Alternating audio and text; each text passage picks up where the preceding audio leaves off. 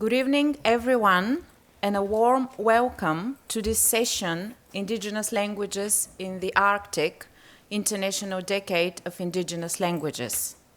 My name is Sofia Zachova, and I'm the director of the Vigdís International Center for Multilingualism and Intercultural Understanding, and I will be chairing this panel. Our center is a UNESCO Category 2 institution based at the University of Iceland.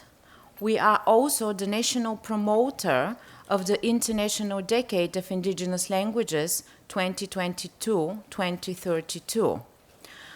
As many of you may know, this is a United Nations initiative that has the ambition goal to safeguard, promote, and revitalize indigenous languages and improve the lives of those who speak them.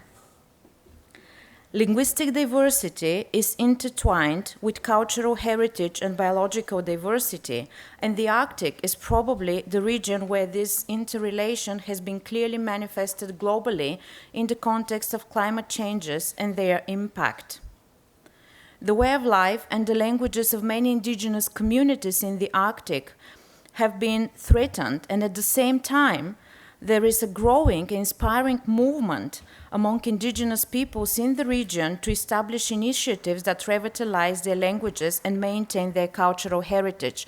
I was really thrilled this morning when in this room there was a session on language revitalization and inspired to hear the stories of the panelists who were actually speakers, examples of language revitalization of different generations.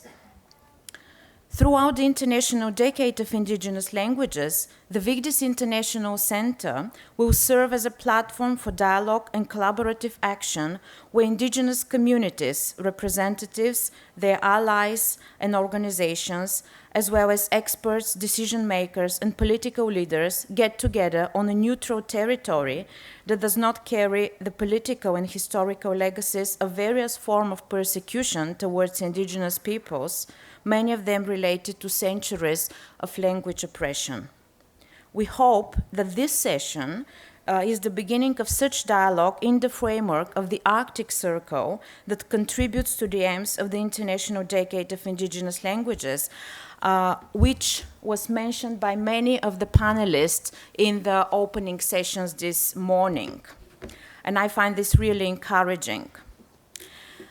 The Vigdís International Center idea to organize this Arctic Circle session devoted to the International Decade of Indigenous Languages was initially supported and encouraged by the three members of the Western Europe and North America group of UNESCO states representatives in the Global Task Force for Making a Decade of Indigenous Languages, who also agreed to participate in this panel, and two of them are here with us today. At this point, I would like also to express our gratitude to Mr. Paul Pelletier, Director General at the Department of Canadian Heritage Indigenous Languages Branch, for his involvement and active participation in the preparation of the panel and his agreement to contribute to this panel. And really, Canada, we see, is very active, participating in the preparation of the International Decade. Unfortunately, Mr. Pelletier could not travel to Iceland to be with us today, but we very much hope that he will be joining our future discussions. And this is also to assure you that having only female speakers panels was not something we were aiming at. But we are very happy to have them here. Now let me introduce our speakers in order of presenting. Birna Arnbjörnsdóttir, Professor Emerita at the University of Iceland, and a researcher and ally of the Vigdís International Center, member of the Global Task Force for Making a Decade of Action for Indigenous Languages. The second speaker in the panel would be Tove Søvndahl Gant, member of the UN Permanent Forum on Indigenous Issues and head of Greenland representation in Reykjavik.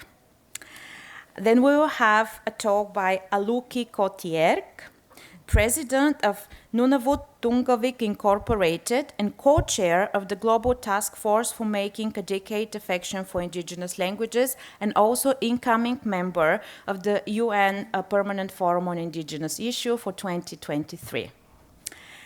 The fourth presenter will be Kristin Søvndahl, Deputy Director General at the Norwegian Ministry of Local Government and Regional Development, Department of Indigenous and National Minority Affairs, and also member of the Steering Committee for the International Decade of Indigenous Languages.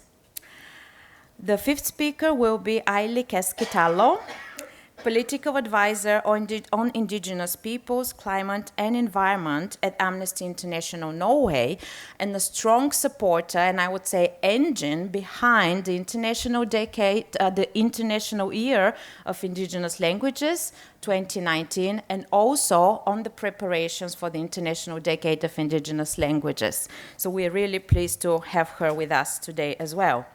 Each of the speakers has up to 7 minutes for their presentations, and then we will have about 10 to 15 minutes for discussion, questions, and statements by the audience. So without further ado, I would like to invite Birna Arnbjörnsdóttir. Please, Birna. Okay. Do I just do this here? Right? I can't seem to get this working. Can't find the thing. Yeah, there you go. All right. Do we sit? No. It worked. Earlier. Because I have some slides. Try to open it again. Okay. Close it and open. Close it. That's. Okay. Oh. We have that. Okay.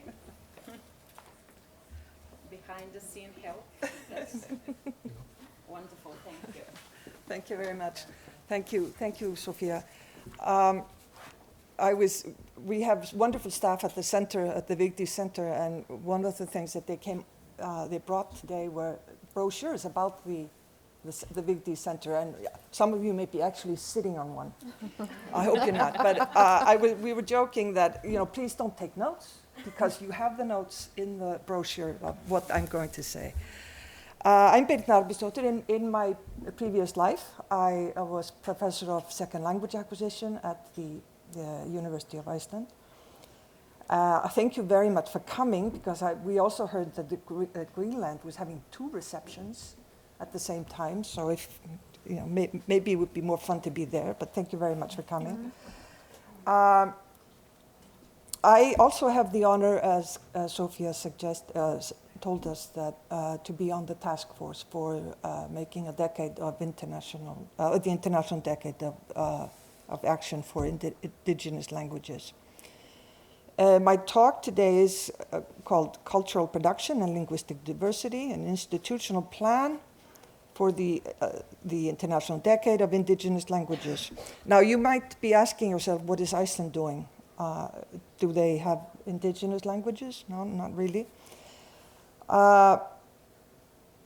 But we do speak a language that has very few speakers, and we've been speaking of it for quite a while, and our plan is certainly to continue to speak the language. So we do have some experience in the preservation and maintenance of language of over more than 1,000 years. Despite cultural contact, and many people think it's because of the geographical location, but that may be true, but Iceland was never culturally isolated. But we have maintained this language mainly through robust use of the language. It's relevant to its speakers. And if I've learned anything from applied linguistics in over 50 years of working in second language studies, it is that there are 2 things that matter in the preservation of languages. And that is, first, that there is enough input for children to acquire the language. And then once it's acquired, that there are enough resources so that that language can be relevant and can be used. And I don't have to tell any of you this. But this is one of the reasons why we are so enthusiastic about taking part in the UNESCO action. And as Sophie has already said, our main purpose, of course, is to share our experiences, but also to provide a platform and facilitate collaboration and cultural production in minority and indigenous languages. And I was in a wonderful session this morning. It seemed to me that those were the two themes that came out of the session at 11 o'clock here, and that was that there weren't enough resources, and that therefore not enough input to maintain the languages, to maintain many of the languages.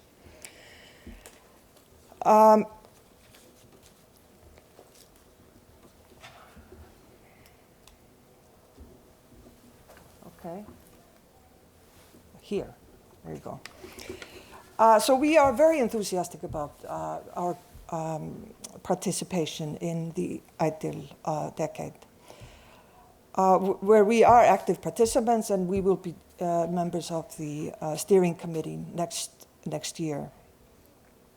On April 22nd, we launched our website, and there was a national launch of the decade, and we also unveiled what we call the Living Language Lab, which is an interactive language exhibit that sort of examines the different languages of the world.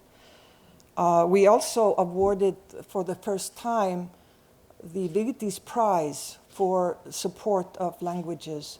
And the recipients, the first recipient was Jónhard Mikkelsen from the Faroe Islands, and the second one was Kati Fredriksson from Greenland, and we were very pleased to, they were able to come to this launch, and of course when we awarded them the prizes, originally they were not able to come because of the pandemic. We also had representation from UNESCO, and then, of course, some of you may recognize Peter Austin there, renowned linguist and supporter of indigenous languages, especially in Australia, who has been our friend and helped us and been a consultant to the center since its inception.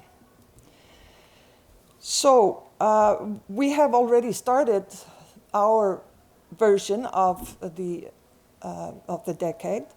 We have provided platforms for writers' workshops where people can come together and talk about their both poetry and also in terms of other types of writing. We have promoted and held workshops and seminars bringing together publishers and translators and writers, and we've done this in several countries and here, and we hope to continue this. We have promoted and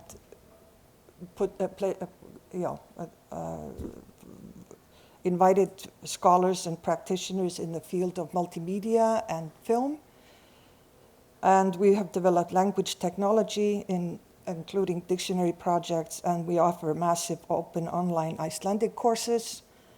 Try it, icelandiconline.com, if you want to learn Icelandic, costs nothing, for both adults and for children. And these are curated courses. These are not Duolingo or Buzu or any of those. These are curated. You start from what we consider to be sort of a beginning, and then the material is curated for the learner.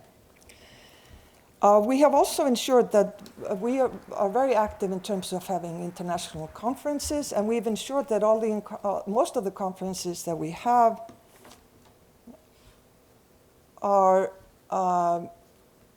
include workshops, either pre or post-conference workshops on indigenous issues. Most notably, next year we have the European Association of Computer-Assisted Language Learning. And then we have the Nordic Association of Foreign Language Teachers, and so we have added to those events and others workshops on indigenous language issues. We are also involved in research, especially in two areas of focus. One is the Roma people and culture. We are very proud of our work in enhancing understanding and disseminate information and bring together people who study Roma and who are Roma who have been in Iceland, and again, our efforts to help people collaborate, I think, have certainly resulted in a lot of discussions, but also in terms of publications that I can see an example there. We are also involved, and this is sort of my final thing, we are involved in studying or examining the changing linguistic environment in the West Nordic region, in the Faroes, in Greenland, and in Iceland, where people's linguistic repertoires have changed immensely in the last decade or so. And so we are examining sort of post-colonial situations in terms of Danish moving out, perhaps it looks like that from our data, and then English coming in, and what effect that has on the local languages, which is, of course, our main interest in terms of looking at the new linguistic context and how it affects people's lives. Mainly, though, we, of course, are advancing and furthering the cause of Vigdís Finnbogadóttir herself, who was UNESCO's ambassador for linguistic diversity, and so, which of course, which we have in mind with everything that we do. So thank you very much.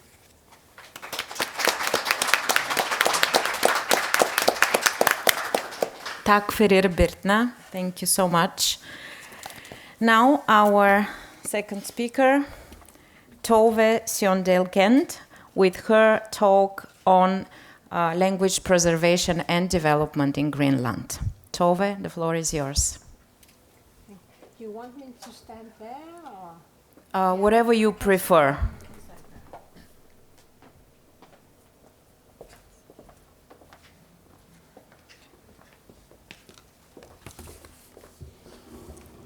Thank you, Sophia. Good evening, everyone. So nice also to see familiar faces, but of course also new faces. And thank you so much to the Vigdís Center for organizing and suggesting this important session on indigenous languages in the Arctic and the International Decade for Indigenous Peoples. The decade is highly relevant for Arctic indigenous peoples, especially when you think of the overall objective of reversing the loss of indigenous languages. Across the Arctic, there are approximately 40 languages, most of them in the Russian Federation. Among us, Inuit alone, there are at least 5 languages. Correct me if I'm wrong. Except for Greenland and few other Inuit homelands, maybe Nunavut, Tunngavik, the number of speakers have dwindled over the past decades. But overall, in Greenland, language is very strong. Among us, 56,000 or so Kalaallisut Greenlanders. And why is that? First, I would like to point to the, in a way, ironic role of the Christian missionaries and Christianity. Despite Christianity probably being the most destructive force when it comes to the destruction of our culture, of our indigenous culture, our culture as Inuit, as Kalaallisut. The missionaries soon realized that if they were going to have any luck in Christianizing us, they had to learn our language, but they also had to preach in our language. As a result, the language of the church, of the Greenlandic church, which was in effect the Danish state church, the liturgy, everything, Psalms, was in Greenlandic. Another factor probably was some very, very foresighted colonial administrators at the time, administrators who were inspired by the Romantic period of the European history. I mean, this Romantic period where you look at people as people having feelings, spirited people, but also this immense interest in what folklore, local cultures, and languages. So this meant that it also in the administration, but also in the education of Greenlanders' primary education, which was, by the way, introduced much earlier in Greenland than it was in Denmark, the instruction of language was Kalaallisut, Greenlandic. So thanks to all, an already very, very strong basis, our language managed to survive the rapid modernization and the assimilistic tendencies of the 1950s and 60s. Though, I mean, there was some harm done to our language. But that was also quickly reversed in the 1970s, late 1970s, where a new school reform was introduced, putting a strong emphasis on mother tongue education in the Greenlandic language. And then, of course, we have the Act on Self-Government from 2009, which establishes Kalaallisut, our language, as the official language of Greenland. Aside from that, we also have strong legislation in place that has the objective of preserving and developing our language, and where there are specific institutions that are mandated in these laws. And most importantly, we have a language secretariat, which actually has the role of supporting and also conducting activities that helps preserve and develop our language. Most interesting is the work that they have done for the past 20 years or so in digitalizing our language, so that we today have several tools that is very, very important in our daily work. You know, like when we write text, we have a spell checker in Greenlandic. We have word analyzers, which is also very helpful because the Greenlandic language is very, very complicated, even for those of us who speak it. So sometimes we need to sort of have a word analyzer. And I believe it also eases, it's a important tool for those who wish to learn Greenlandic as a foreign language. And then only this spring, an electronic dictionary between Greenlandic and Danish was launched. And that was thanks to the diligent work of our language secretariat. But this doesn't mean that we have reason to be complacent. There are a lot of influences on our language, which also has the potential of hurting our language. Our kids, every Greenlandic child has access to an iPad. Our kids are inundated with the English language. Over the internet, TikTok, Instagram, the gaming, all the games they play. As a result, I mean, you meet little kids whose English is better than their mother tongue. And you can for certain say that their English is better than what is supposed to be their second language, Danish. And then, of course, the Danish language is still very dominant, particularly in public administration. And as a result, the public administration is de facto a bilingual administration. And that causes some problems, some of them serious, some of them just, funny and entertaining.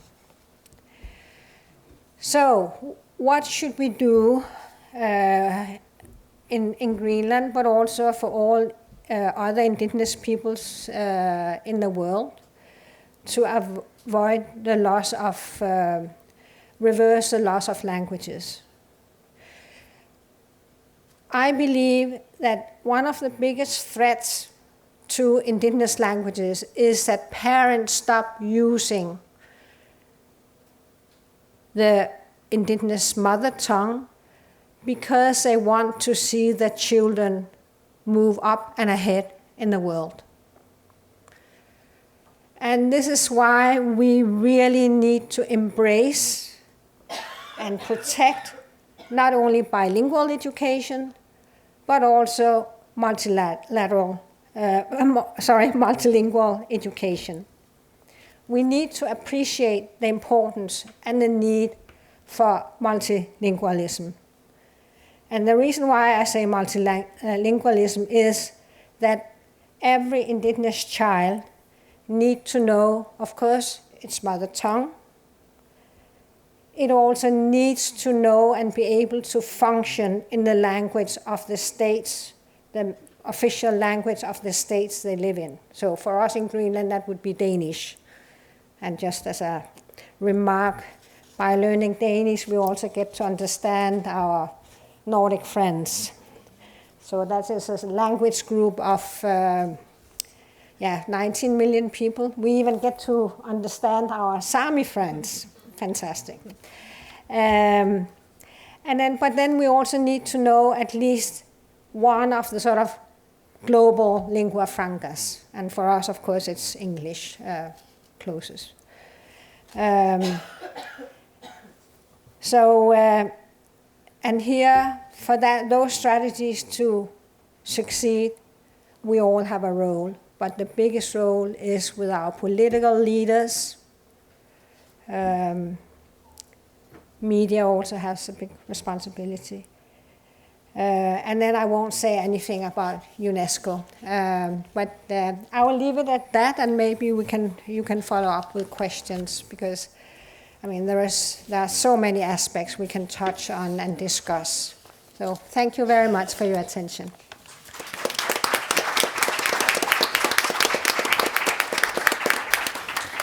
Kuyanak Tove, thank you very much for your talk. We are moving to the talk by Aluki Kotierk on the struggle for Nunavut Inuit to receive essential services in Inuktut. Please, the floor is yours. Koyanaming Aluki kutu yunga Nunavut Tunngavik kuno anga yokara yunga kuvea sularik tunga tamane tunakama Inuit okausinga tamiksano nilya yunakama kuvea gidlarik taga Inuit Nunavummiutau tilugi piitsuktau yaga kamata Inuktun Tana okausirillugu arianegi qattaqtaga tiliurikkannerasuqattaqama arraagu quli iluani tana piliriariaujunnarpat Inuit makippaallerunnarayaqasugiyakka. With that, I've chosen, there's many aspects of indigenous languages of the Arctic that can be addressed, but today I've decided to focus on how we deserve to live with dignity too. On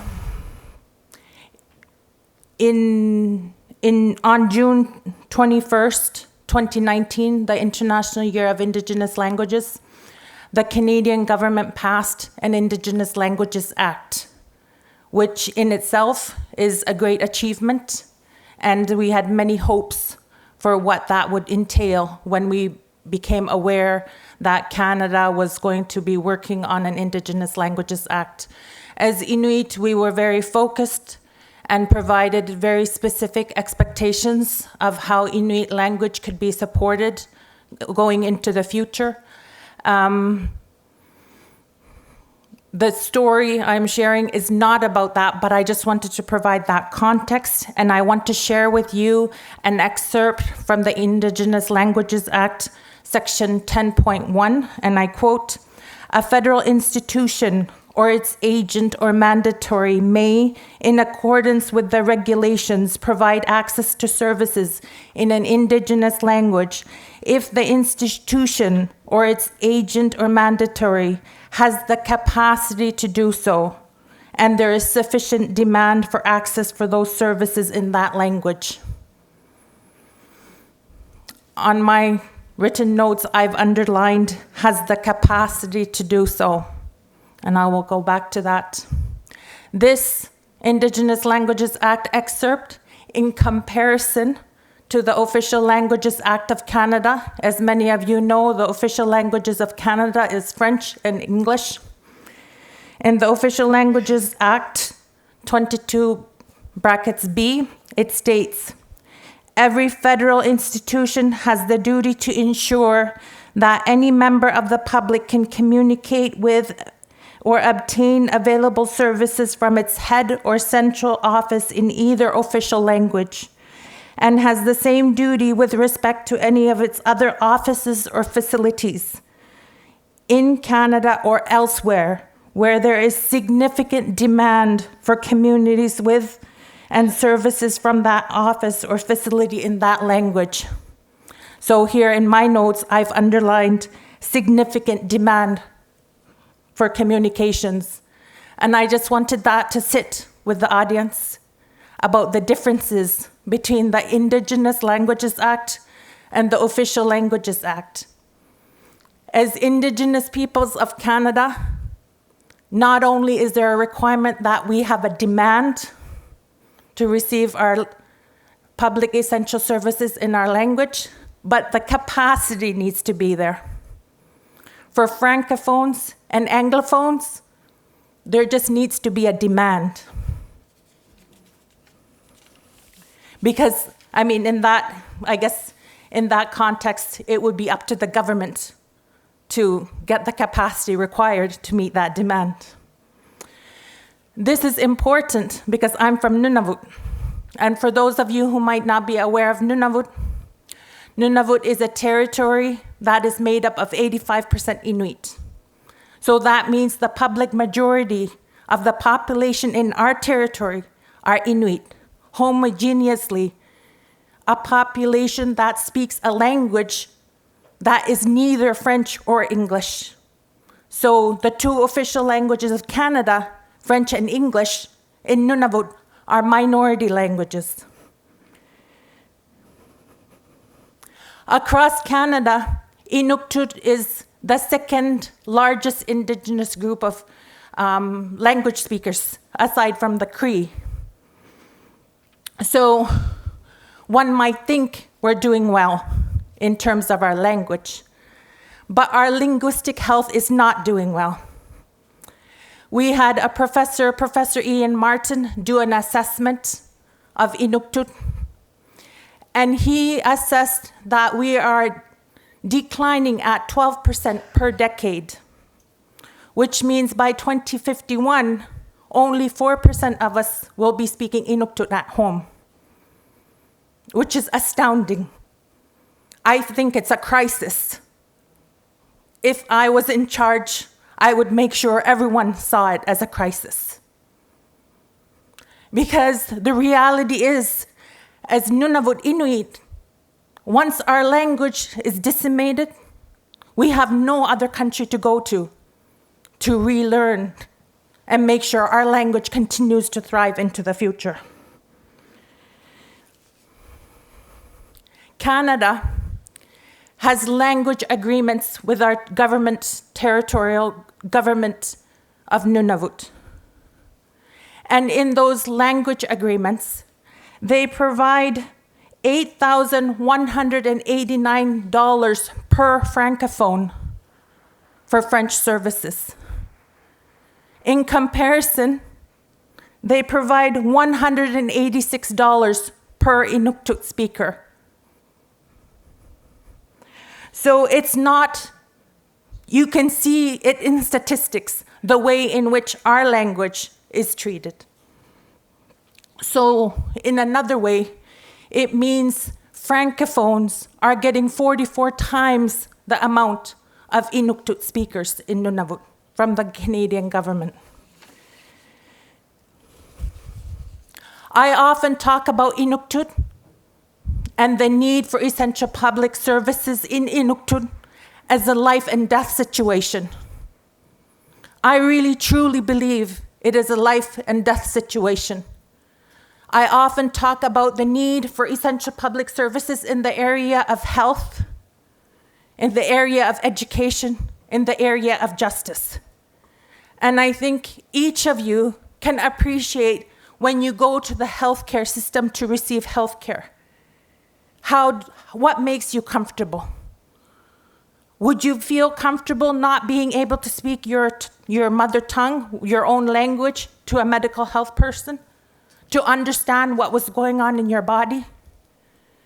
And on top of that, with the healthcare system, often many Inuit are sent away to southern Canada to receive appropriate healthcare.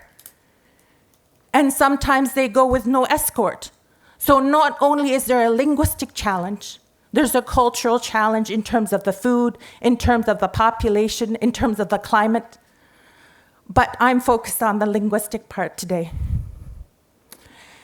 In 2015, in October, the Office of the Languages Commissioner of Nunavut released a systemic investigation on the inability of Nunavut residents to receive health care in their official language of choice from the Kikatani General Hospital.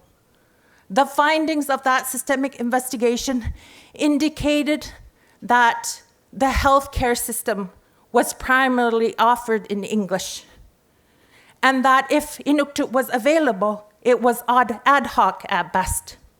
Sometimes lay people would be asked to come in and interpret technical medical terminology.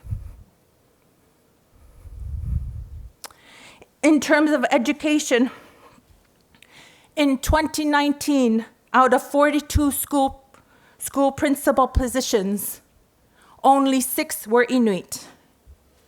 That year, there were 583 teacher positions, and 28% of them were filled by Inuit. So what does that mean? That means when a grade 5 Inuk student, remember we're the public majority in Nunavut, when a grade 5 Inuk student who speaks Inuktut at home goes into one of those 42 schools, they have to speak English. They walk in, they have to strip who they are at the door, speak English, be taught in English, have the curriculum based on worldviews that don't incorporate Inuit worldviews.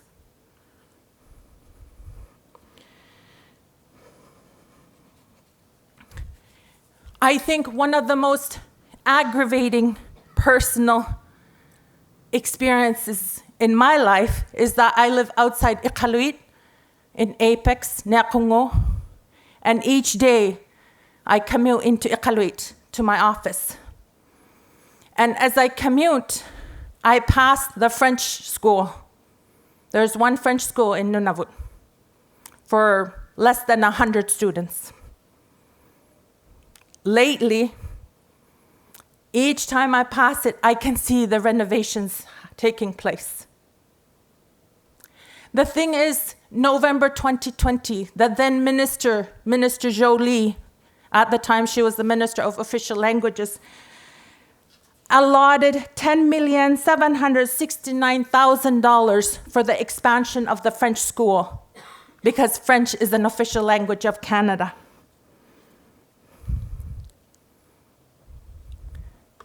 At that time, she's quoted to have been said, "All Canadians have the right to a quality education in their first and second languages, regardless of the community to which they belong." With that quote, she was speaking to Francophones and Anglophones. She was not speaking to Inuktut speakers. As Inuit, we knew that meant if only your language is French or English.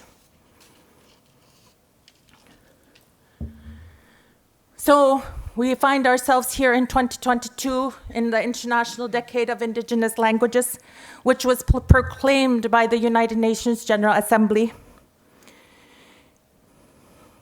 And the intention is to draw global attention on the critical situation of many indigenous languages and to mobilize stakeholders and resources for their preservation, revitalization, and promotion.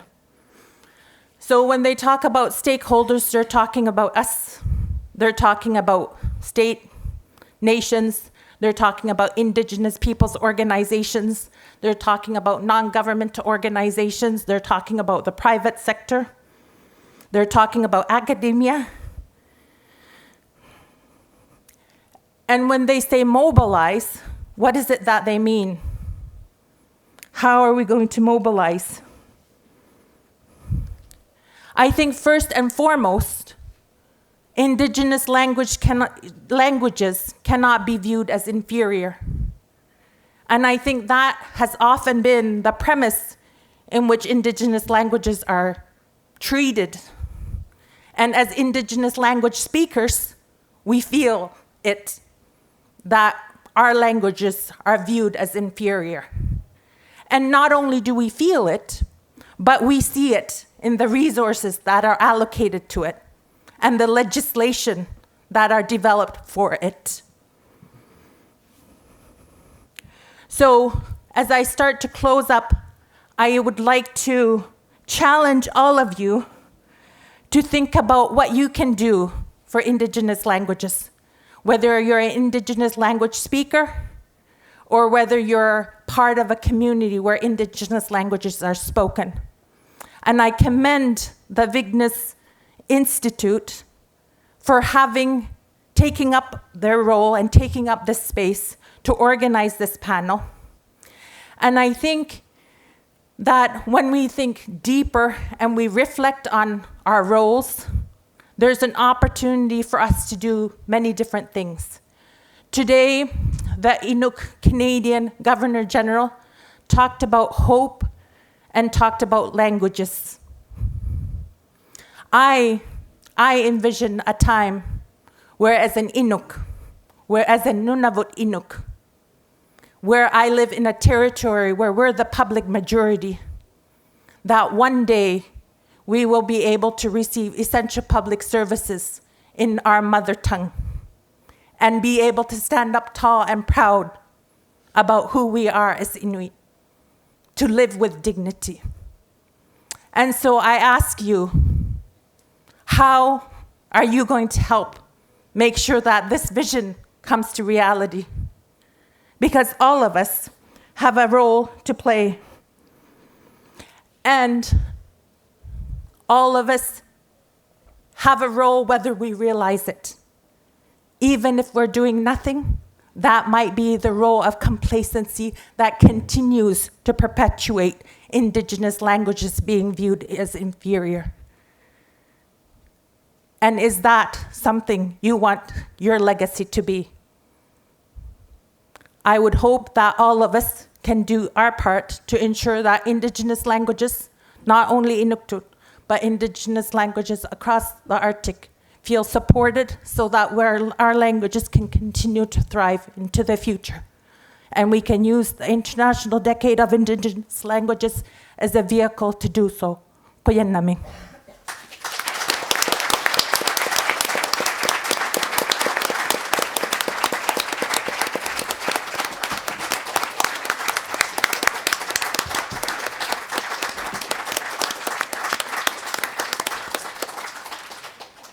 Kuyenamik, Aluki, and really thank you as we hear the applause for your powerful speech. And I'm sure the audience would like to engage with some of the statements. I promise we will have the time for that.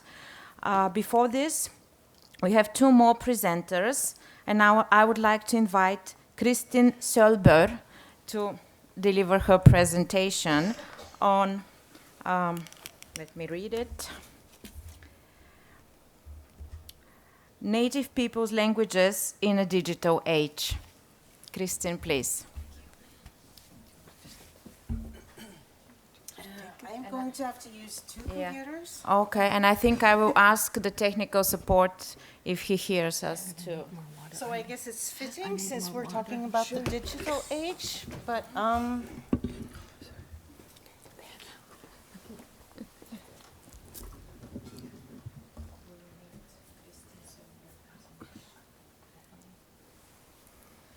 so I will be speaking from a government perspective, and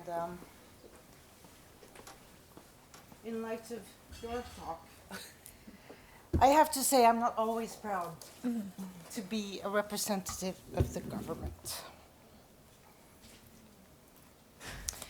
But as you also said, we all need to think about how can we help.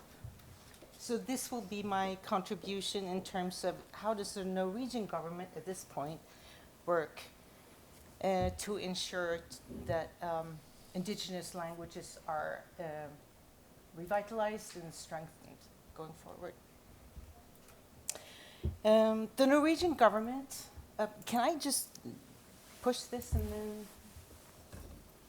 wonderful. We have committed to the International Decade of Indigenous Peoples' Languages, and we urge other states and stakeholders to do the same. And so why do we place such importance on this UN initiative? Well, we want to preserve and strengthen indigenous languages because they are valuable, of course, to the language users themselves, but also they are valuable for those of us who don't speak them. The many indigenous languages in the Arctic carry information about each particular area's history, culture, nature, and the different Inuit and Sami languages can teach us about the past, and they contain valuable information that we need for the future. So the issue at stake, preservation, revitalization, and support of indigenous people languages is therefore pressing. Assimilation policies from various states, including my own, have inflicted great damage on these languages. And now climate change and the loss of natural environments are also threatening indigenous people's way of life and also the basis for these languages. And so the time for action is now.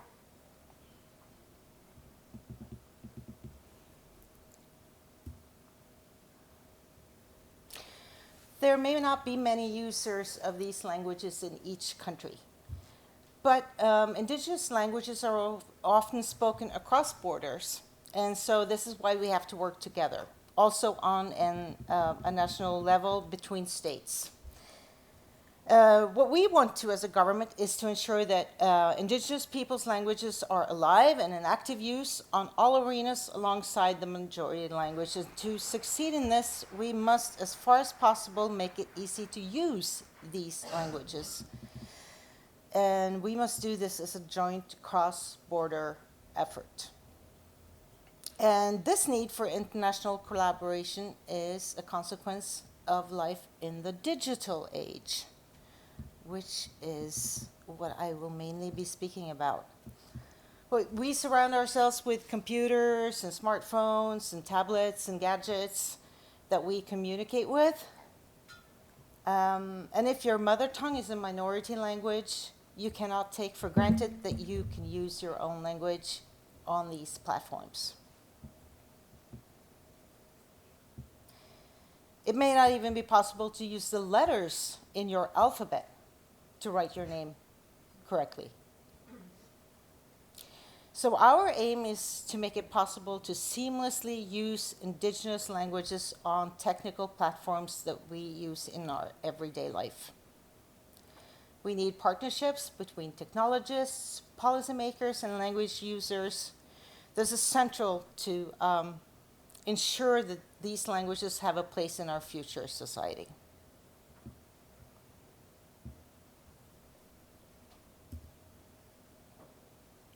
I think this is a spell check for a Sami. Yes, I can see the person who's working on this. So, what we have come across in terms of barriers and challenges. I think the most difficult thing for us has been working with large technological companies.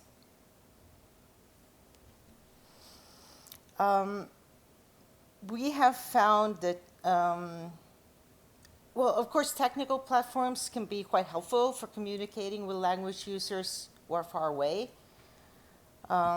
We learned this during the pandemic. It can be helpful in learning from teachers in other parts of the country. We do not have enough teachers in indigenous languages, so we need to use technical platforms for every student to have a teacher. It's important in providing public services in indigenous people languages, as you mentioned, very important. And so we are proud that we have language technology centers in Norway who are doing a very important job. Divon, Gjellatekno, and they have developed online dictionaries, translators, helpful technological language tools, and they can be used for other languages than the Sami language.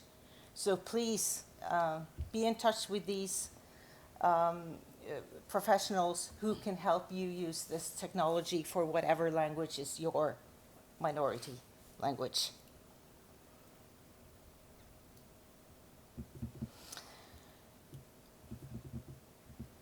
I don't know, many of you may have worked in the UNESCO system, or maybe not.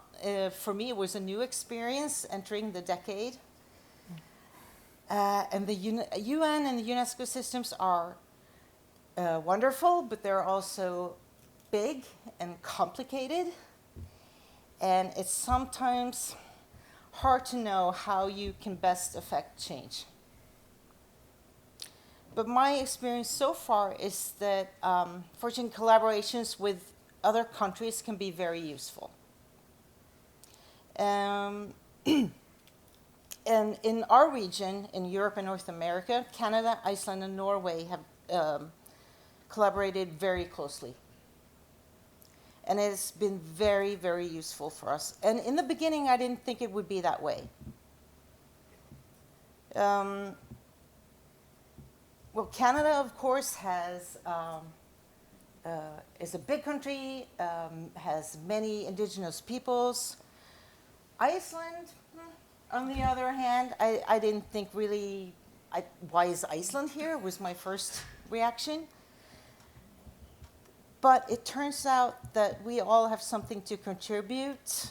I see that Iceland has a strong academic effort in this field, has provided important support and insight for us. So great thanks to our Icelandic hosts. To sum up, I think there are some challenges that we can only solve if we cooperate on an international level. As I mentioned, big tech is a big challenge. There is no way that we can face Google or Facebook if we don't get together on a state or international level. So to sum up, I think that this decade makes it possible for us to work together to make new technology work for us and not against us. Thank you.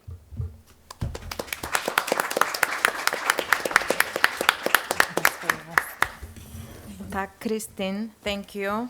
And now, last but not least, Aili Keskitalo's talk on Can the sinews to our ancestors go digital? A reflection on indigenous languages in the Arctic. And I would like to ask also the tech support to come and help with the slides.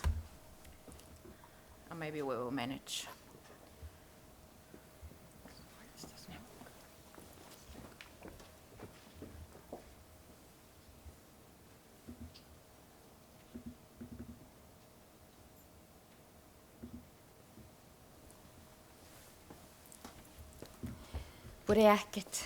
Good evening.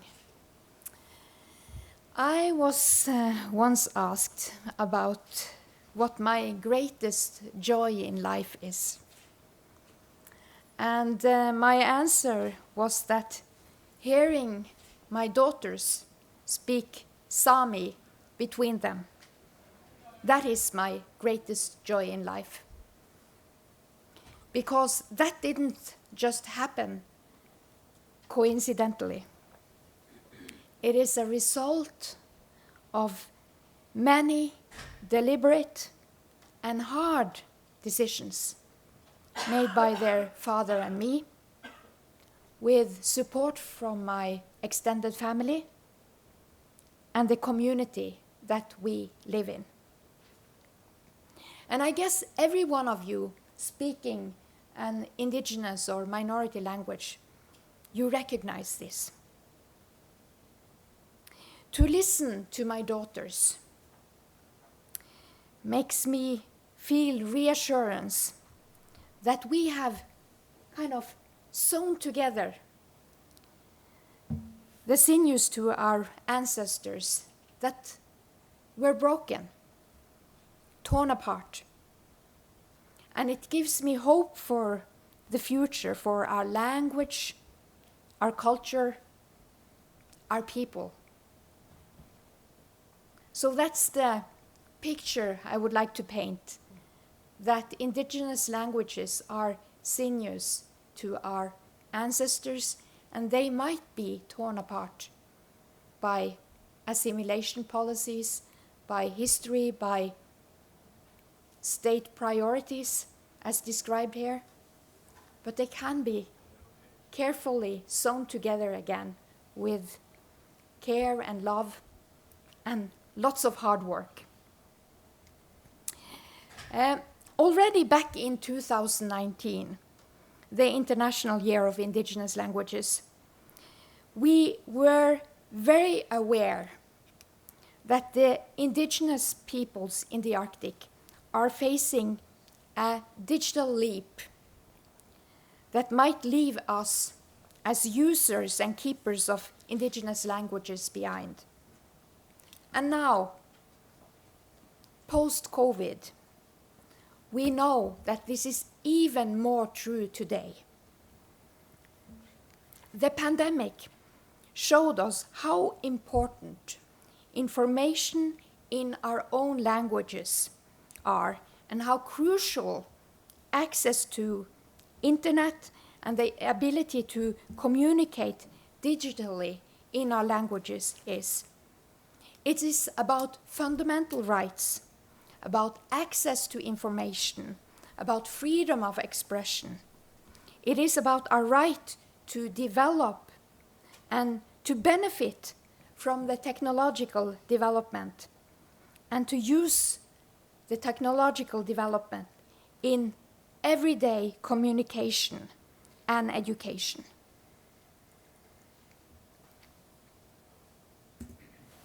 So, it is joyful to communicate with my daughters digitally in our language. And these are two snapshots from an everyday digital conversation with my youngest daughter. And some of you might see that she starts out in Norwegian by refusing to walk home and asking to be picked up. I answer in Sami, and so that the conversation can turn into Sami. And she's using the Sami keyboard provided by Gelotechno at the Arctic University in Norway in Tromsø, which has been mentioned already here. But some misspellings, they reveal that she's not yet using the Divon spell check developed by the same environment. But it's beautiful, though. Right this minute, the Sami parliament in Norway is discussing Mia Techno, which is the Sami strategies for the International Decade of Indigenous Languages. And you can see here the main joint priorities from the Sami parliaments in Norway, Sweden, and Finland. And the emphasis is on language technology, because they think this is where the majority society and international cooperation really can be of help to us. By knowledge sharing and by building alliances to make big tech open the doors for indigenous languages and the software that is developed to serve our languages. I am so happy that Norway is still aiming to be a strong ally for Sami language technologies.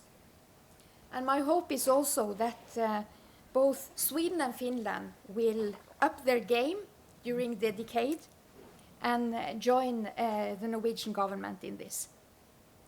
And it's also my hope that the work done at the University of Tromsø on language technology will also be of use for other indigenous languages in the Arctic.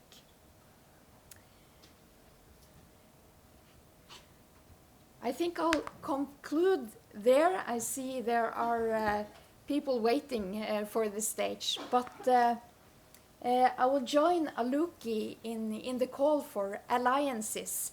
And as you can see, here are the strategies. So please pick and choose and join us in the force for digital development and help our sinews go digital.